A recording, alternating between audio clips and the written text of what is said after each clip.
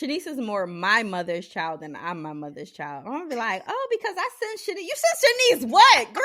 Like, we've been talking all the time. Shanice. I know y'all do. Y'all should see Toya's face. I'm just letting you know. The utter disgust. I love all of y'all. I know y'all do. She be like, yeah, cause Shanice and see, we saying your name. So again, my cousin is her husband, and that's. But she be like, Shanice, they be taking the kids to do this. I be taking my kids to do that shit too. I'm ready to fight my mom, yo. Like, we love y'all all can of have them. her. Y'all can have her. Toya getting fresh today. Cut her wine supply off. I'm about to say. I'm letting you know. Actually, earlier after the whole the hostage Lowe's travels, I took her. I sell some plants that I like for her. So she getting up there. Not really. She's still in her 50s. But you know, Easter is like important to Black mamas, right? Yes, so I sure is. I took her Easter plants, and she was like, "Oh, thank you."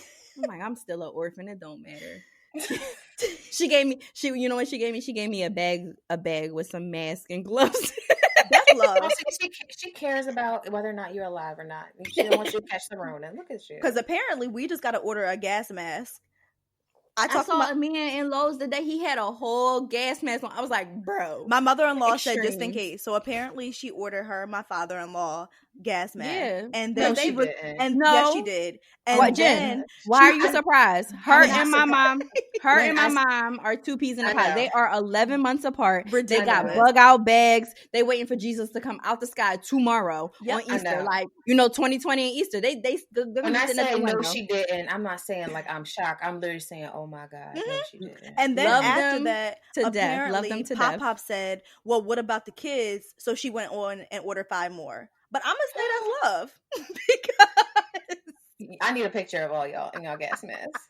Oh, do that, yes. When all of this started, you want to know what my mom said? She sent us a text message. Nope, my mom don't be talking to me again. She sent my ex-husband a text message and said, the kids been laughing at me, but I knew this was going to happen. I've been prepared. She just waiting for the world to end, the sky to crack open. If I get another YouTube text message from her. I get it from Shanice's mother-in-law. Yes. They are two peas in a pod. But we love them. Yeah. I just thumbs up it and keep it moving. I don't even open it up. Irish twins. I don't respond. I just sent a text. I sent a text like 3 or 4 days later, like, what you doing? Did you see such and such? Totally ignoring the previous. Love them to death, but it runs in our family because y'all didn't know my grandma. So their mother, she was waiting too, standing at the door, calling folks walking by niggas. Look at these niggas. They don't even know. You'll be like, yo. So they get it. It's in them. And I loved her so much. And they are morphing into her. It's beautiful. And I'm terrified for what's next. I'm going to say, do you know what's going to happen to you? If that's genetics. Because we all turn into our parents, even though we don't want to. So I could be right there. So check back in. And I'm going to say, Toya, if you send me anything. Check back in 25 years. When I'm standing at the door calling folks walking by, look at these niggas, don't even know Jesus is on his way. Sending your Illuminati videos at 2:00 in the morning. Get out of here. 2 peas in a pod, yo. Irish twins. Those 11 months the conversation we have together and what they're sending each other. I can't. No. Love them to death. If they listen, because I'm not sending nobody a link, it's gonna be from they Shanice. Do. Yep, it's all Shanice's fault that y'all listening and we clowning y'all. We love you. Mima, just know. Me mom Jennifer times didn't 2. say nothing. Yeah. Jen, they're both me mom. So me mom times 2. Yep, okay, Mimas. Jennifer didn't say nothing. I love y'all. I just Mima one that I have met. I don't open your messages. Like because I'm covered by the blood and I don't want to read that. And Jen be scared. Jen is a punk. Yeah, so I am. Because I love her. I ain't gonna tell her about herself. Be like, oh. I tell you, I text her happy birthday. She's like, oh, I love you, miss you. You're welcome. You always gotta stay on Mima's good side because if Layla was over there, she probably got her a mask too. Yeah, everybody would have got masks. I'm a texter. I'm like, so why can't my kids have masks? My kids sent her happy birthday messages yesterday. I was like, make sure you text Aunt. I ain't telling everybody business. I've been telling too many people's business today. I'm like, send her a text, say happy birthday, and they did. So what's up? What's up with my baby's mask? It's coming. It's coming. I'm about to say she probably would go on there and be like, "Oh, I'm sorry." Here you go. It'd be prime shipped front door tomorrow. I cannot. Yeah, because I think that's essential at this point. This was good. We're rambling at this point. Yes. So we're gonna move on to They Got Me Fucked Up. Yes. All right, y'all. So it's time for our favorite segment where we tell y'all how people have us individually and collectively fucked up. Nobody really has me fucked up outside of people, not following the 6-foot guideline when it's tape on the ground. Get up off my back, yo. But other than that, I've been working and staying away from non-essential workers in my life. So yeah, that's what I got. So actually, I saw one that I wanted to talk about. So Woodville, let me make sure I get it right. So Wood River, Illinois police officer puts 2 black men out of Walmart for wearing face masks in the store. Girl. Okay. What? Now, he got everybody fucked up. That is absolutely insane. We can't even go through a pandemic without having you police us with racism. Mm-hmm. He tried to say that it was store policy that people could not enter into the store with face masks. Now, I would say on any given Sunday, outside of COVID running rampant, maybe that's true. But then Walmart came out and said that's not even a policy. So he just wasn't feeling it. And then the chief of police came out later and said, maybe he overstepped his bounds and he shouldn't have handled it in that way. Maybe. Yeah, so I'm about to say maybe. Right. What is maybe? So I would love to know what is going to be the result of that. Because if you see the video, he was clearly harassing them. They were in there minding their business, just being their black ass selves. And apparently that was a problem for him. So I think he got everybody fucked up because we're being mandated one day. Well, first they told us we didn't even need the mask. Now apparently we need them. There's some states that won't even let you into the grocery store. I feel like Jersey is one of them. You cannot enter a store in Jersey without a mask, period. So for him to be kicking people out of the store for wearing a face mask is all the way fucked up. I think it's trifling. It's just not right. You can't even be a black man in America during a pandemic without being harassed. You can't even breathe. We're just trying to breathe clean air, and that's a problem now for y'all. So yeah, y'all got everybody fucked up. Yeah, and I hate to say that I'm not surprised because as soon as they started mentioning masks, I'm like, that we can't wear hoodies, right? When I say we, it's black women and black men. Like we can't wear hoodies. We can't wear hoodies. Can't do anything. So when this started happening, saying you have to wear a mask, I'm like, something's about to happen. And when it actually did, I was like, I'm not even surprised. Everybody's like, what? Like y'all thought? I'm surprised it took this long. Right. You know what I'm saying? So I think, that is absolutely atrocious. And I don't even want to see you on desk work. Like you just have to be going fired. Go be a mall cop somewhere, and don't even do that because you'll probably harass somebody there. Just stay home. It's crazy. It's the only occupation where you can always publicly embarrass your company and nothing happens. We talk about reputational risk all the time. It's the only occupation where you can be dead the fuck wrong and have no repercussions. Getting paid because they bounce back on it being an in the moment thing of trying to protect and serve.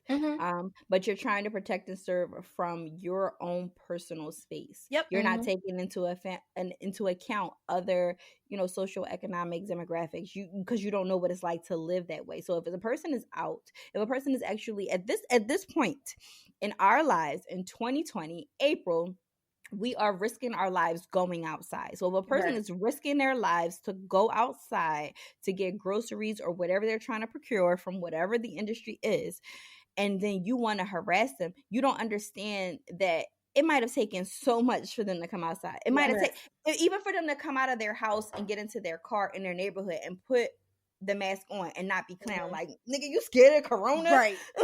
like you don't know how many you don't know how many steps and barriers somebody had to go past in order for them to be like, all right, I got to go into the store to get XYZ to make sure my home life is okay, to make sure I'm able to still thrive, and I'm gonna cover my face because in PA right now we're all being told, we're all being advised, put a mask on your goofy ass face. And like, if you're doing that and you're trying to adhere to what you're being told about your governor and just medical professionals, but then you want to be on my back, you don't care about my life. And no matter what state we are in the United States, no matter if we're economically healthy and market is booming, or if we're all socially healthy, physically healthy, you're still gonna be on my back as a Black person, as a Black man, no matter what. You don't care about my life, right? And that fucking sucks. And the thing is, also during this pandemic, every police department has come out and said, if you do something that is not outside of killing somebody, you're not going to jail. Because you can't be in jail because it'll affect the rest of the population. So why are y'all harassing us? It's not like you could do anything, even if they were going in there with the intent to steal. It wasn't like they were going to get arrested. Well, they would get arrested, but they were going to get released in 2 seconds. So what are you doing? What are you doing? You obviously were mad that day that you had to be essential and that you had to take your anger out or your boredom out or whatever you want to say on somebody else. And guess what? You just happened to prey upon, and that's what it was. You preyed upon 2 Black men walking and just being Black, just being them. The sucky part is, I always try to zoom out on a a human factor, and it's never me giving a pass to white people or white police officers or anyone, but it's also me understanding that there are inherent biases that I personally can't get past. There are fears that I have as a woman. So we were talking earlier about how, we're all right, we're confined, so we're going to work out. But every morning before I do anything else, I run. I run 3 to 4 miles. And I'm running and I see people in cars with their mask on. And it's like, I could get kidnapped at any motherfucking moment. Yep. Every single mile I'm trekking, I'm like, yeah, I could get kidnapped. And I could try to see that license plate, but I see the person slow down and look my way, and it might just be sheer attraction. But nigga, nah, don't be attracted to shit right now because we all in a way. Don't.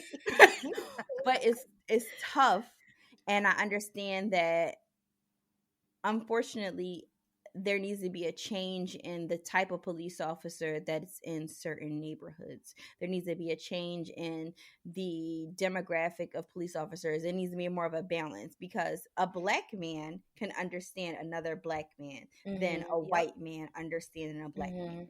So were that police officer a Black police officer, he wouldn't have followed him around that way, because he'd be like, nigga, you trying to live like I'm trying to live. Correct. Good on you for following what you're being told. Right. It sucks that in our households we aren't all given, I don't know if the same script is the proper terminology, but they're taught to fear us, period.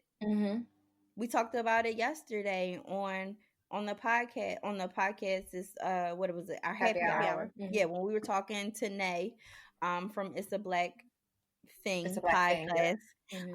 And she just was like, well, how do you have these conversations? Most of the time people act a certain way because they're intimidated, right? And they don't know how to approach you. They don't know what to say, but all they feel is that fear, and that's a human thing.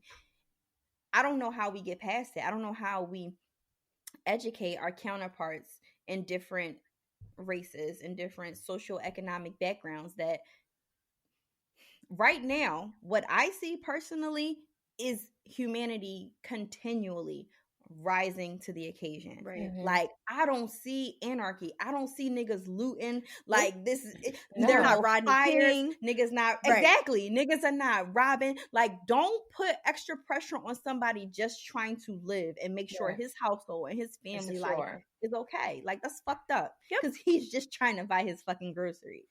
Like, let me just make my little Walmart run in peace. Right, and it's Walmart. They can replace that in 2 seconds and be just fine. They got it. Yeah. like you said, Toy, but the question is, we can have that conversation, but are they going to be willing to listen? No. Because it's not like we haven't had this conversation before. We've had this Yep. conversation for hundreds of years, and nothing has changed. So it's not we switched up our methods, we switched up the way that we're saying things.